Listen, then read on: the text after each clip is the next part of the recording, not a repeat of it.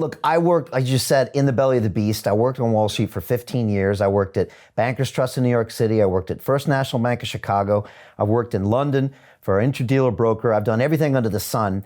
And, one thing I realized was the way we made money, Robert, was by being non-transparent, by not passing information. That's how we could make all of our spreads. Everything was hidden. And the one thing I find encouraging about the blockchain is that it's all public record by definition, which is probably the most frustrating thing for Wall Street and the financial institutions, because they're thinking, there go all of our margins, there goes the whole game.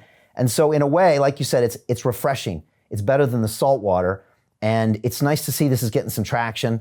And also some other players are allowed to build on this. So, yeah. Well, you asked the question, what you're talking about is these Bitcoin, which I'm sure is just back from, I understand it. We have an enemy in common. It's called the Fed, Treasury, teachers unions, and government, and the banks. The big challenge is this, as you know, if it goes to Fed coin or Euro coin or Yuan coin, the banking system's finished. It'll disintermediate. All these big banks are toast because it's going to be pure Marxist, that the currency will be controlled through Fed coin. They will know everything you do, say, teach. They'll have everything on you. They do not need the banks. You see them, Brad, you know the mechanism, God almighty. Here I am, I just yesterday, last week, I borrowed $160 million. Where did that 160 million come from? Nowhere. Right. I just went to a guy like you. I sat down, I said, here's my project. I said, this is how much money I need. I offloaded it to all my investors. And then the bank loaned me 160 million. So we have to come up with 42 million. So I got 42 million from my investors. The bank, voila, magically creates another 140 million. I don't know, the numbers just boggle me. I get this fake asset. I mean, it's a real asset, and I pay no taxes. That's capitalism at its finest. Yeah. Now, that's the mechanism as of today. If it goes to Fed coin or Euro coin or Yuan coin, those banks are toast. They don't need them anymore. It's going to be straight injection of money. Helicopter money, as Ben Bernanke, somebody called it, and they're going to be able to trace everything you spend your money on and all this. So what does that mean? I'm looking into the future. That means in 2021, June, which is right now, I'm accumulating as much gold, silver, and Bitcoin, preparing for the day when it goes to Fed coin. What is FedCoin? Is FedCoin when they create their own crypto around the dollar? Is that what you mean? No, it just becomes government money, pure.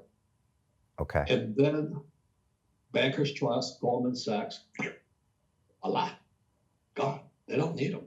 The transmission mechanism needs an entrepreneur like me, a capitalist, who can borrow money.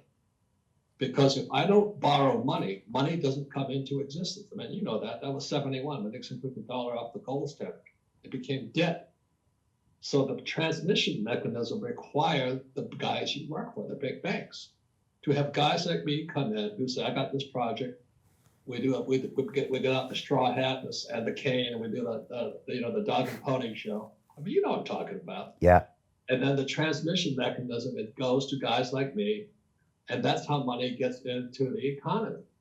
If it goes to Fed coin, which it will, you don't need the banks. And FedCoin then is digital, you're saying, and so that way all the bank. That's pure communism. Right. Pure central planning. That's what I mean. Pure central planning. They got Wall Street, they got the Treasury, and then they got the government. Yeah, it's interesting.